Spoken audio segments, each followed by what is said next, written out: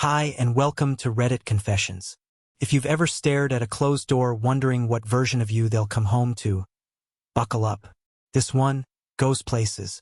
It all started with a text. Not a fight, not a scream. Just a single bubble on my screen at 9:42 p.m. on a Wednesday. Going away for a few days. Don't freak out. We'll talk when I get back. I was sitting on the floor with two mismatched socks, surrounded by half-folded laundry, watching reruns of a cooking show where no one ever burns anything. And for the first time in my life, I didn't feel shocked. I felt tired. That text was her way of putting me on pause. Again, she always knew how to disappear. Not just physically, emotionally. One minute she'd be curled up on the couch pretending to listen while scrolling TikTok. The next she'd vanish for a mental health reset. Weekend that somehow involved new jewelry, blocked numbers, and a story that never quite added up. This time, though, she didn't even bother to lie. She didn't say where, she didn't say why, and she didn't say with who. And maybe that's what made it feel real. Something inside me clicked, and not in a healthy, empowered, I'm finally standing up for myself kind of way. No, this was different. This was quiet, cold, surgical. She said we'd talk when she got back. So I made a decision. She won't come back to the same life she left. Not because I'd be gone, but because she would be. See, people don't notice when you unravel slowly. When you stop finishing your sentences. When you stare a little too long at a photo that used to make you smile. When you become a background noise in your own relationship. She noticed none of it. She hadn't for years. But I noticed everything. And now I had 4 days, 4 full days, to erase her from my space, my world, my identity. Not in a way that breaks laws or causes harm. Don't get it twisted. This isn't one of those stories. This is a story about silence, and the kind of revenge that doesn't need to scream to echo. Because the truth is, she thought I'd wait. But the second that door shut behind her, I finally realized I was already gone. By sunrise the next morning, I had brewed my last cup of coffee in that house. At least with her name still attached to anything inside it. The walls looked the same. The furniture hadn't moved an inch, and Gus, our grumpy 3-legged cat, still circled the kitchen like a cranky old man. But something was different. The silence didn't ache anymore. It buzzed with a strange kind of purpose. I started with the small things. The framed photo of us at her sister's wedding. The one she had posted with the caption, "Married my best friend ring." Even though she spent half that weekend texting someone named Tyler G. That photo? Gone. Not smashed, not shredded. Just quietly removed. I placed it in a box, sealed it, and slid it under the guest bed. She wouldn't even notice it missing. She hadn't dusted it in 3 years. Next was the closet. I didn't touch her stuff. I'm not that guy. But I did go through my own side and strip it down to essentials. I packed 2 suitcases. One with clothes, one with everything I'd need to open a new account, file papers, and step out of our shared mess. The trick was to make everything look untouched. Because I didn't want her to panic. I wanted her to feel secure right up until the moment she realized what she'd lost. Then I opened our joint bank account. Actually, correction. I opened what was left of our joint bank account. Because in the days leading up to her trip, someone had been draining little bits out. 40 here. 70 there.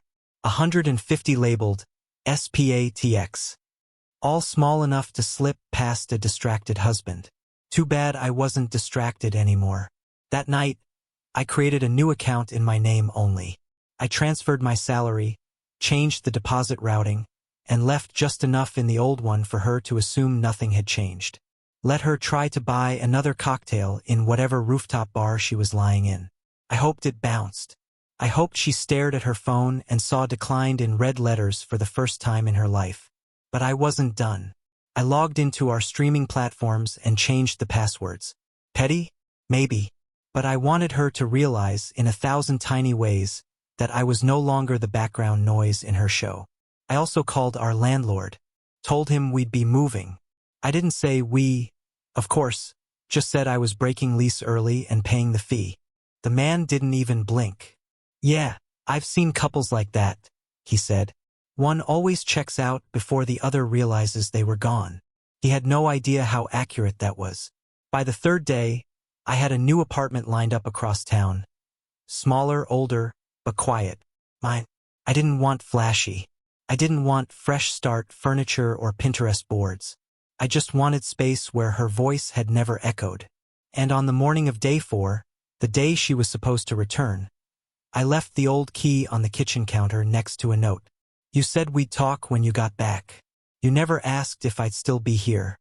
That's it. No dramatic speech. No accusations. No begging.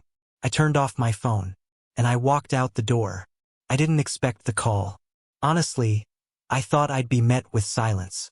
I pictured her walking in, reading my note, rolling her eyes like she always did when life didn't bend to her expectations, and then just shrugging. Maybe she'd call her Tyler G. or Wes Hartley, or whatever name was next in the alphabet of her secret contacts, and go on with her curated, filtered version of reality. But no, it was 1:14 a.m. when my phone buzzed. Not the old one. I had tossed that into a donation bin on my way out. This was the burner I'd picked up only to receive the inevitable fallout. And there it was.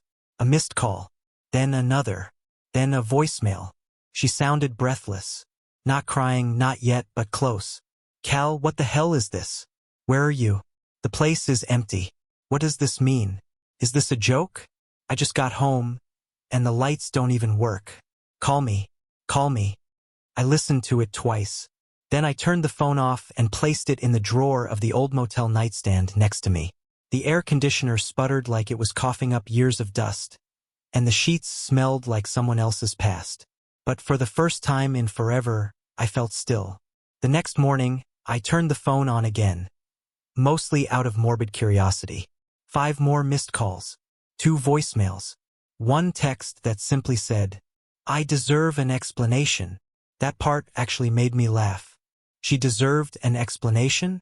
After years of silence, deflection, half-truths, and emotional negligence. She wanted clarity, and then came the message that almost shattered me. The one that made my chest collapse into itself for a moment. I didn't even do anything that bad, Cal. I just needed space. I was going to come back. I was ready to fix things. But you pulled the plug. Like I meant nothing. I can't believe you'd humiliate me like this. There it was. The twist. The rewriting of the narrative. She had always been good at flipping things upside down until I looked like the unreasonable one. And for a moment, a terrifying, humiliating moment, I almost believed her. But then I remembered the hotel receipt I found in her drawer the week before the trip. Printed invoice, not even hidden. 1 queen bed, 2 guests, 3 nights, spa add-on. Room service charges for champagne and chocolate.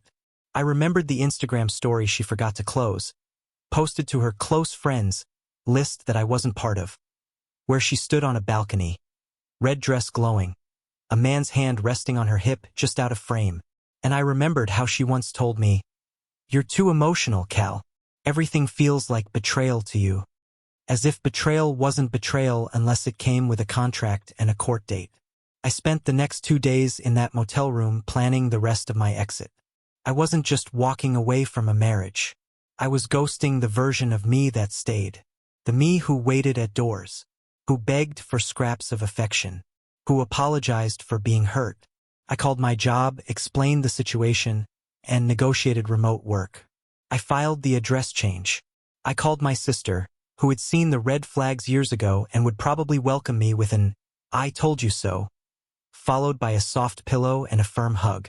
She lived in Vermont. Quiet, far, cold, perfect. That evening I wrote a final message. Not to send, just to write. It was the goodbye I never got to say, and never planned to. You told me we'd talk when you got back. But talking was always your way of resetting the script. You talked circles around consequences. You never listened. You never paused. So I gave you what you wanted, space. And this time, I filled it with peace. Then I deleted it. I had barely settled into the quiet hum of my sister's guest room when it began. Not with a bang, but a notification. A mutual friend, someone I hadn't spoken to in over a year, sent a message that simply said, Hey, are you okay? Brenna's kinda posting some wild stuff. That sentence sent a tremor through my chest. I hadn't checked social media since I left. I didn't even plan to. But now my curiosity, or maybe just that old compulsion to brace for damage, had me unlocking my laptop like a man lighting a match in a gas leak. Her profile was still public. Of course it was. She lived online more than in our marriage. She hadn't changed her last name yet, but she had changed the narrative. There were stories, not just stories, posts. Long, eloquent, emotionally calculated paragraphs about how she had come home to an abandoned apartment and a husband who vanished like a ghost. She spoke of trauma and being blindsided, and how she was trying to hold herself together for the sake of closure. I almost choked on the irony. Closure? From the woman who told me to wait until after she got back from a trip that was, according to her own messages, a soft launch of single life? From the woman who ghosted me emotionally for 2 years while sitting 6 feet away on the same couch. But it didn't stop there. She posted a photo, one of her crying in the old apartment. Or pretending to. The mascara was too clean. The tear lines were too symmetrical. She captioned it with, "Sometimes you don't know you've lost your forever until you walk into a silent room and realize you were the only one speaking the whole time." The comments came in like floodwaters. "You deserve better. Men don't know how to handle strong women. Sending hugs, girl. You're so brave." And I just sat there, slack-jawed, invisible, erased. Again. But it wasn't the performative grief that got to me. It wasn't even the fact that she was weaponizing public sympathy to smooth over her private guilt. No, it was the direct message that hit my inbox an hour later. From someone I'd never met. A woman named Celeste. "Hey, I don't know you, but I saw Brenna's posts and I thought, well, I recognized her. She stayed at the Marfa Shade Hotel with a guy I was seeing. I recognized her from the photos she tagged once. I just wanted to say, you're not crazy. She wasn't alone." It felt like someone had thrown open the curtains in a dark theater. The show was over. The illusion couldn't hold anymore. I thanked Celeste, politely, while something deeper inside me cracked again. Not because it was new information I already knew, but because it meant that even in her grief parade, even in the narrative she sculpted for strangers, she hadn't told the whole lie. She left just enough truth dangling to sound human. Just enough silence to stay innocent. But now I had confirmation. She wasn't sorry. She was spinning. And people were buying it. Later that night, I got a call from her number. I didn't answer. It rang 3 times more, then stopped. At midnight, I opened my email. One new message. From her.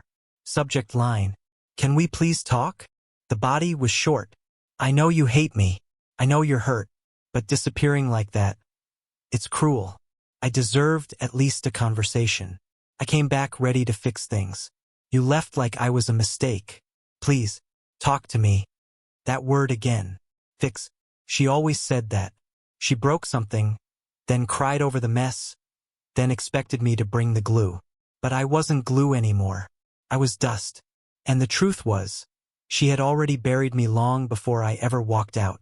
I stared at that email for a long time, hovered my cursor over reply, typed out a response, deleted it, wrote it again, paused, and then I did something I never thought I'd have the nerve to do.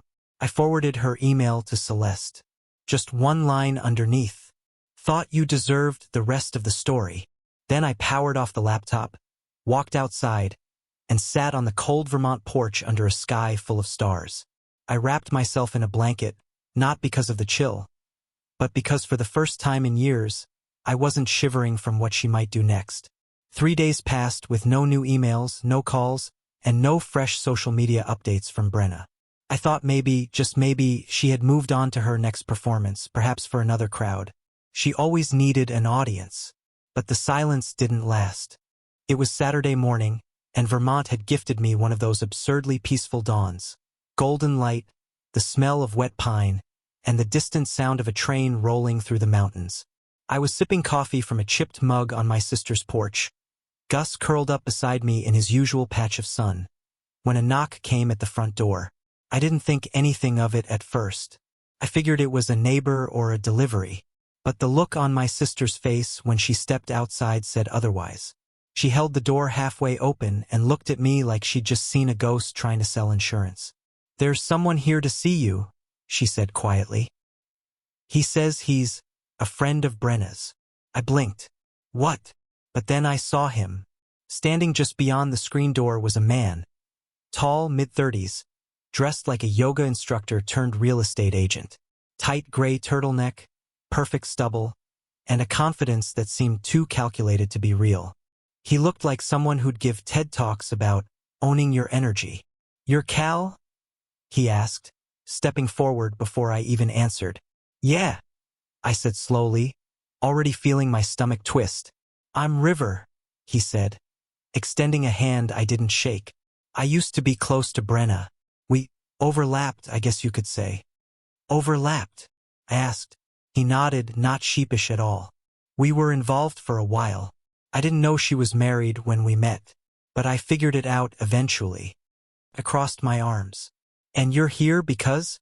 River glanced over his shoulder, then back at me. "Look, I don't want to get in the middle of anything, but she's unraveling, posting cryptic stories, ranting to mutual friends, showing up at old places. Last night she came to my place at 2 in the morning. She said you destroyed her life and disappeared like a coward. She looked strung out. Emotionally, I mean, not chemically." I didn't respond. I just waited. "She said something weird," River continued, lowering his voice. "That she had proof you were emotionally abusive. That you manipulated her. That she's going to make sure people know the truth." There it was. The new script. He pulled out his phone and showed me a screenshot. A draft email to someone named Marley H. Editor, The Perspective. The subject read, "My truth about the man who erased me." "I'm not saying she'll go through with it," River said, pocketing the phone again. "But I thought you should know what's coming. And honestly, I feel kinda responsible. I believed her lies once. I didn't want to be the guy who let her burn someone else to the ground." I stood there, numb, a faint ringing in my ears. Brenna wasn't just spiraling. She was weaponizing her spiral. She hadn't just lost control of the narrative. She was writing a new one from ashes and smoke, and this time she wanted me to be the villain. After River left, my sister and I sat at the kitchen table in silence. She offered me one of her husband's beers at 11 a.m., which pretty much tells you where we were emotionally.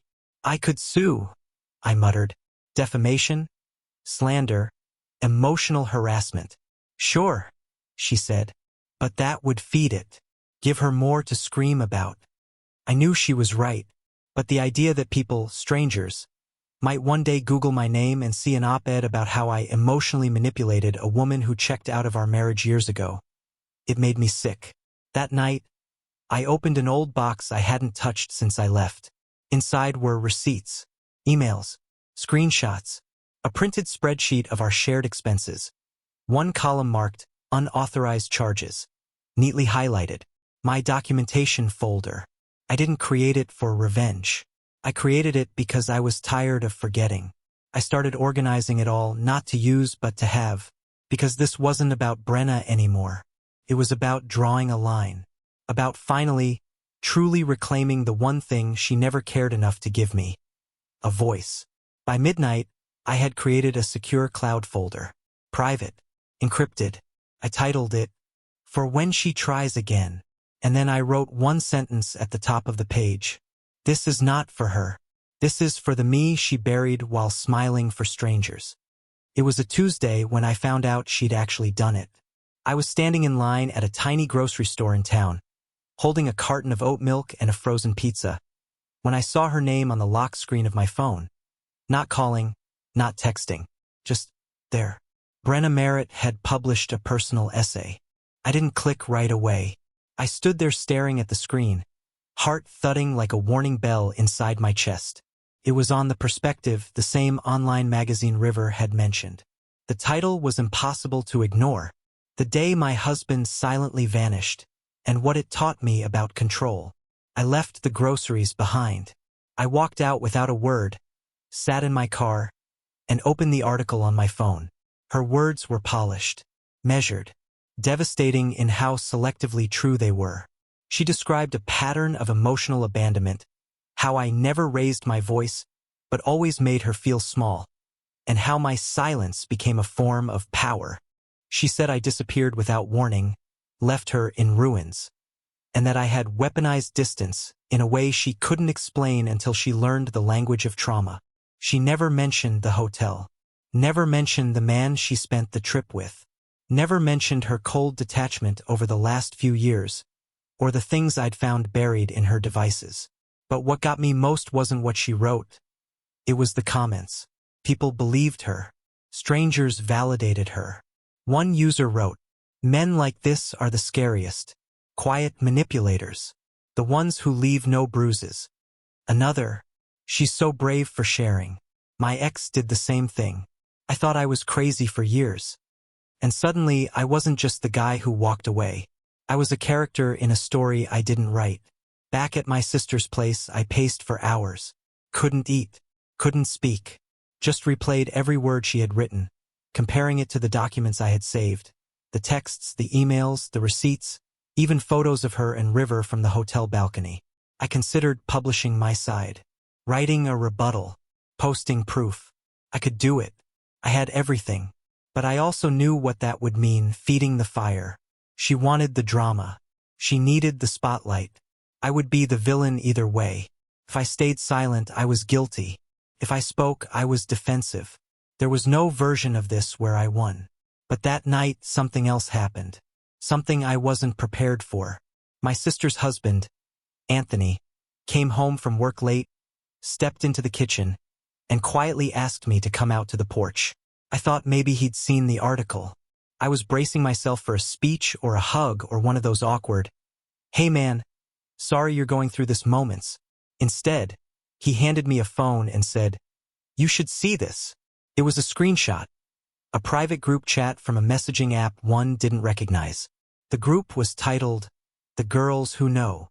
It had names I vaguely recognized: Brenna's friends, her coworkers, people she'd once called her tribe. And right there, plain as day, was a thread that read, "Okay, so if he doesn't respond by Friday, I say we start commenting the article link under his old photos. He can't hide forever." Another message read, "He's too scared to defend himself. That's what control freaks do. They vanish and gaslight the silence." Then another, "Should we leak that he tried to monitor her bank account?" She told me he was obsessed with receipts. I couldn't speak. My throat physically closed up. They were planning to harass me. They were building a coordinated whisper campaign dressed up as justice. And Brenna had lit the first match. Anthony sat beside me and didn't say much. He just nodded like he understood. "I wasn't sure if I should show you that," he said. "But you should know what you're up against. This isn't just gossip. This is strategy." That night, I didn't sleep. I stared at the ceiling and remembered all the nights I used to lie awake wondering if I was just being too sensitive, too reactive, too needy. All those times I told myself that if I just held on a little longer, if I gave her space, things would click back into place. But things didn't click. They cracked. And now they were being reshaped into a story that erased me completely. So I made one final choice. I opened my encrypted folder, cleaned up the files, removed anything petty or irrelevant, and renamed it Brenna__narrative_backup. Then I attached a note. Not a letter. Not a message of revenge. Just a single paragraph written in calm, honest language. If this story ever threatens my safety, my job, or my family, this folder will be made public. I don't want a war. I want peace. But I refuse to be erased. I didn't send it. I just let it sit there, quiet, like a safety net beneath a tightrope I never wanted to walk. By the end of the week, I had stopped reading the comments. I stopped checking her posts. I disabled every tag and alert and filter and push notification I could find. But the thing about being dragged into someone else's public theater is that you don't get to leave just because you're tired of the spotlight. The people who believe the lie keep clapping, and the ones who know the truth stay silent, or so I thought. It was late Friday when it happened. I was driving back from a long, quiet walk through the woods behind my sister's place. The trail was muddy, the sky gray, and the only sound was the damp crunch of my boots and my own breathing. I hadn't spoken to anyone in 2 days. I needed the silence, even if it echoed too loudly. But when I got back to the car and turned on my phone, there was a single message waiting. It was from a number I didn't recognize. "You don't know me, but we need to talk. I know what she's doing, and I have proof." First, I thought it was a trap, another stunt, maybe even someone from her friend group trying to bait me. But then the next message came in, followed by a file attachment, a voice memo. I parked the car on the side of the road, turned the engine off, and hit play. The voice was soft, nervous, but unmistakably real. "Hi, I'm Marley. Not the editor. I'm not with the perspective. I'm Brenna's old friend. We used to be roommates years ago. We reconnected online last year, and I followed her journey, all the stuff she posted. I even believed it at first. But then something happened." She paused, breathing shakily. "I went to that same hotel in Marfa for a different trip, and the concierge recognized her. Said she wasn't alone. Said she stayed with a guy who checked in separately but paid in cash. The same guy shows up in another friend's tagged photos from a retreat in Austin. It doesn't add up. She said she was alone, but I just don't think she was. And I feel sick about it. Because now she's making you out to be this monster, and I know that's not the full story." I sat frozen, the memo still echoing in my head as she continued. "I have screenshots, texts she sent me last year. Stuff about how she was testing how far she could push you before you broke. I thought she was joking, but now, I don't think she was. If you want them, say the word. I can't be silent anymore." For the first time since this whole thing started, I felt something shift. Not a victory, I wasn't naive enough to believe this would fix everything, but something more important. Confirmation. Someone else saw it. Someone else knew. I messaged her back. Kept it simple. "Thank you. I'd appreciate anything you're willing to share." Within an hour, she sent a file. A collection of screenshots, texts, timestamps, even a short clip of Brenna in a video call laughing about how she was going to ghost him just to see if he noticed. She didn't say my name, but the context was clear. It was dated 2 months before the trip. I didn't cry. I didn't scream. I didn't even feel angry. I just felt hollow, like someone had finally finished carving out the space she'd been digging in me for years. The validation didn't make it better, it just made it undeniable. That night, I opened my folder again. Not the encrypted one. The one I kept for myself. The private place where I wrote what I couldn't say out loud. I added a new page titled, "The Ones Who Didn't Stay Silent." And under it I typed Marley's name. Her courage. Her refusal to be complicit. The next day, I got another message. This one from a completely different person. A woman named Tara, someone I'd never heard of. She'd seen Marley's quiet Twitter thread. A subtle call-out without names. Just truth wrapped in bravery. And it opened the door for more. Tara's message read, "I dated Brenna's ex. The one she stayed with during that trip. I recognized his stupid jacket in her photo. I thought I was crazy when I found her earrings in his bathroom. I thought I was being paranoid. But now I know."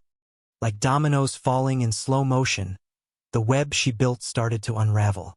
Not loudly, not in a fiery takedown, but in whispers, in receipts and dates, and screenshots shared quietly among the people who once believed her and now couldn't anymore.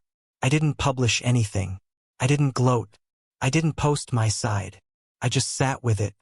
And I finally realized that maybe my power wasn't in proving her wrong. Maybe my power was in never needing to. It was nearly a month later when the final message came. A simple email, short and eerily calm, from Brenna herself. "You win. I'm done trying. I guess you were always better at disappearing than I was." There was no apology, no ownership, just a quiet admission wrapped in bitterness. But for the first time, it didn't feel like a dagger. It felt like a door clicking shut behind me. I didn't reply. I didn't need to, because somewhere along this long, tangled path of lies, silence, and unraveling narratives, I found something I didn't expect: peace. Not the dramatic kind with fireworks and epiphanies. The The subtle kind. The kind that shows up when you realize you don't owe anyone a reaction. When you stop carrying a story that was never yours to begin with.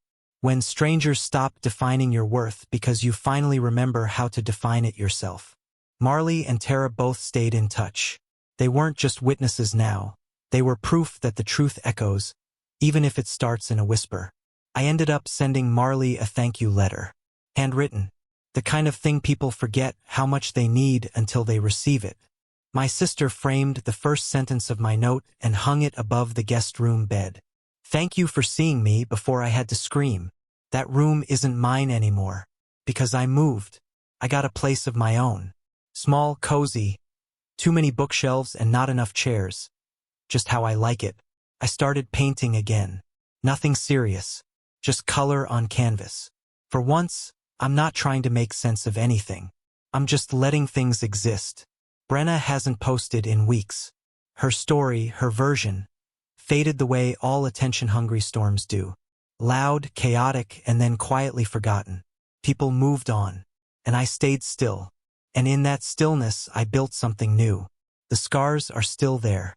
Don't get me wrong. But I wear them differently now. Not like shame. Like proof. Proof that I endured. That I outlived the lie. And to anyone listening out there, especially the ones still stuck in that silent middle between betrayal and closure, I want you to know you don't have to burn bridges. Sometimes you just have to stop watering dead gardens. Thank you for joining me on Reddit Confessions.